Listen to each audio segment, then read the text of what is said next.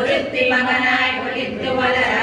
கருப்பிலான் ஆகிலான் தீங்கு நினைந்தார் கருத்தை பிழைப்பித்து கஞ்சன் வயிற்றில் நெருப்பெண்ண நின்ற நிர்மாரே